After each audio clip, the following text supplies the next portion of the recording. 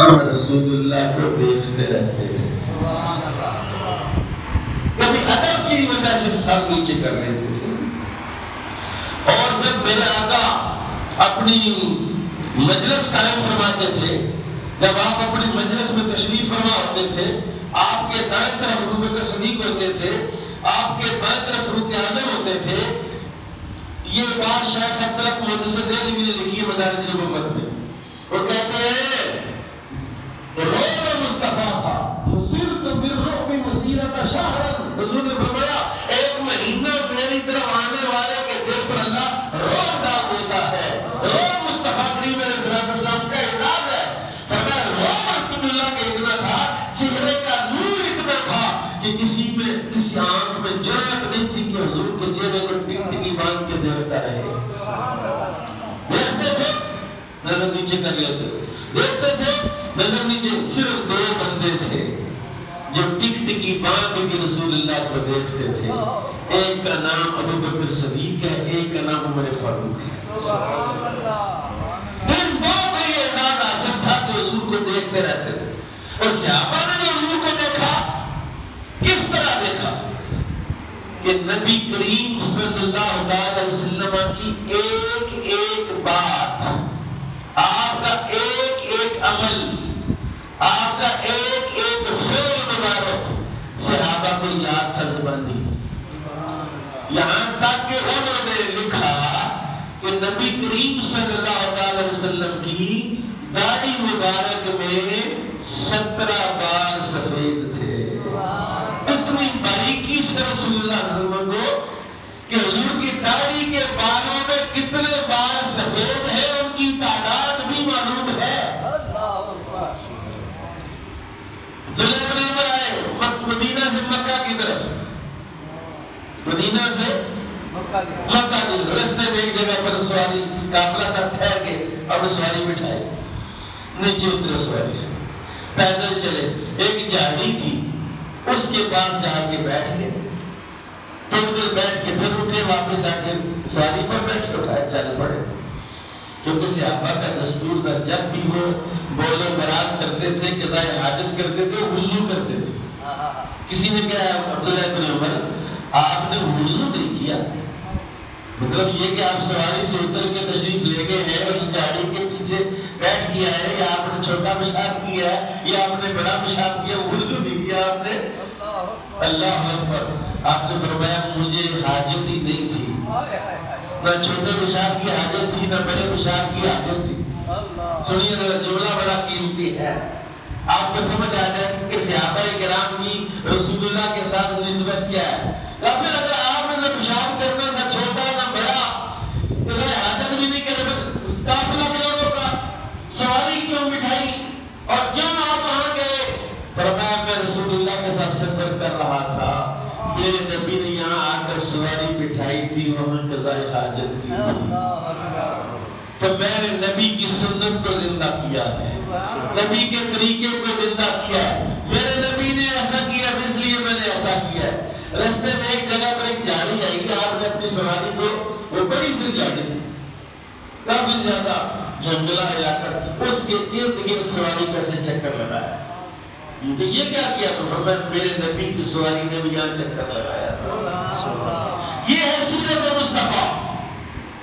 اور ہم اگر میلاتی ہیں، عاشق رسول ہیں، تو ہمیں تو کم از کم نبی کریم صلی اللہ علیہ وسلم کی سیرت کا علم ہونا چاہیے کہ جب میرے آقا پیدا ہوئے تھے تو تب کیا ہوا تھا، کون کون سے واقعات جو ہیں وہ ماضی وجود میں آئے تھے.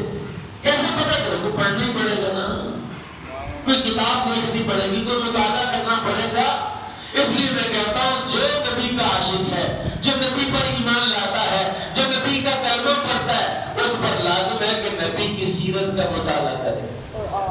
کم از کم سال میں ایک بار تو کوئی نہ کوئی سیرت کی کتاب، کوئی نہ کوئی ایسی کتاب جس میں سے گزر جائے، ذہن میں، خیال میں، وہم میں وہ ساری چیزیں وجدان میں موجود ہوں کہ میرے نبی جب نکاح اور شادی اور بیاہ کی تقریب میں جاتے تو طریقہ کیا تھا، میرے آقا جب جنگ پر جاتے طریقہ کیا تھا، جب آپ سفر فرماتے تھے، سفر کے لیے مدینے سے نکلتے تھے تو کس طریقے سے جاتے تھے. الوداع کیسے؟ ساری بیویوں کے گھروں سے ہوتے، سب سے اخیر میں حضرت فاطمہ کے گھر سے ہوتے، اور جب واپس آتے سب سے پہلے سیدہ فاطمہ کے گھر جاتے، پھر اپنی بیویوں کے گھر میں آتے۔ اور شاعر نے لکھا ہے سفر سے واپس آ گئے، اس زمانے میں ٹیلی فون یا یہ چیزیں نہیں تھی، مسلمانوں کا قافلہ ایک جنگ جیت کے واپس آ رہا ہے، اچانک سفر کرے مدینہ آ گیا، رسول اللہ نے فرمایا ٹھہر جاؤ۔ اب جو بندہ جتنا کراچی سے سفر کر کے آئے اور یہ پیچھے گھومتے سرا دیا ادھر بندہ بلے جا کے ٹھہر جا، بندی آگے نہیں جانا، اس وقت تو جلدی ہوتی ہے کہ بندہ جلدی گھر جائے، بچوں کو دیکھے، گھر میں جائے، اور اگاسی ہوتی ہے محبت اور آگ کی مال کی گھر کی جو محبت جلدی پہنچے بندہ، حضور نے فرمایا نہیں ٹھہر جاؤ، کوئی نہیں جائے۔ ایک بندہ بھیجا، جاؤ جا کے مدینے میں اعلان کرو کہ قافلہ پہنچنے والا۔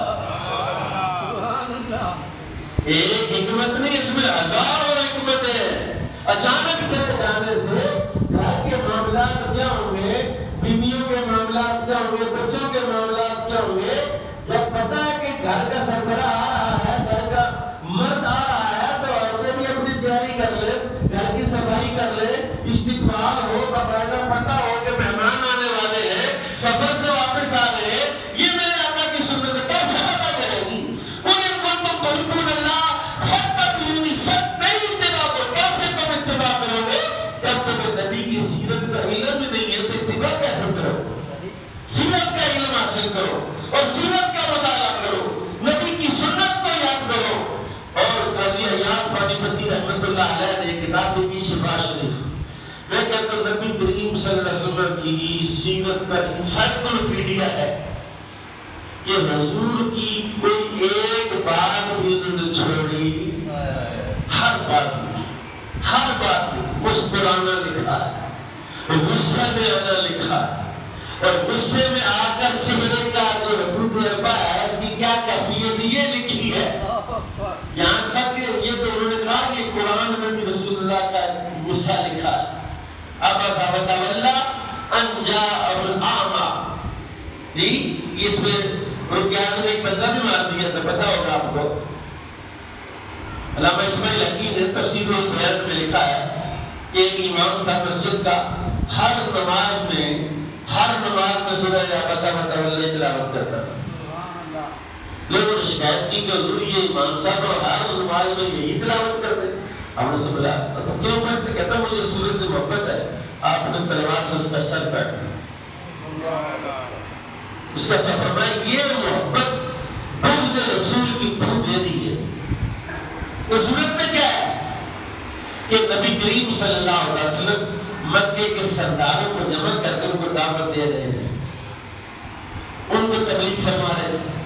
عبداللہ بن ام مکتوم جو مدینہ سے آتی تھے وہ آ گئے، اب نبینے بندے کو کیا پتا ہے کہ کون بیٹھا ہے کون نہیں بیٹھا، آتی علمنی ما علمک یا رسول، علمنی ما علمک یا رسول، علمنی ما علمک یا رسول، اللہ نے آپ کو سکھا مجھے سکھایا۔ مطلب یہ تھا کہ کوئی آیت اتری ہے تو مجھے بتائیں، کوئی وحی آئی ہے تو مجھے بتائیں، کوئی حکم لے آیا ہے تو مجھے بتائیں۔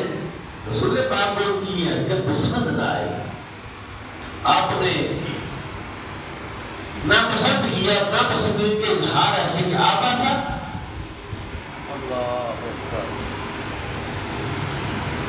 آباسا یہ تیوڑی چڑھائی وتولی اور منہ ان جاء الاعمی، جب ایک اندھا آیا، وما یدریک لعلہ یزکا، اللہ نے کہا محبوب تو کیا جانتا ہے کہ یہ جو میرے سامنے بیٹھے ہوئے یہ زیادہ پاکیزگی چاہتے ہیں یا اندر زیادہ پاکیزگی چاہتا ہے؟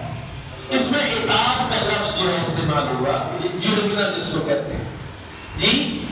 تو صوفیاء نے یا سیرت نگاروں نے لکھا ہے کہ اللہ نے رسول اللہ کی تیوری کو، آپ کی ناپسندیدگی کو قرآن میں ذکر فرمایا تاکہ کل قیامت کا کوئی بندہ یہ نہ کہے کہ نبی کے کوئی اخلاق اس طرح کا تھا، آپ جو اندھے بندے کو پتہ نہیں تو آپ ایسے اس کو غصہ کر دیا، بلڈ پریشر کا مسئلہ ہو گیا، اللہ نے قرآن کا حصہ بنایا اور بتایا میرا محبوب ہے تو غصے میں بھی آ جاتا ہے۔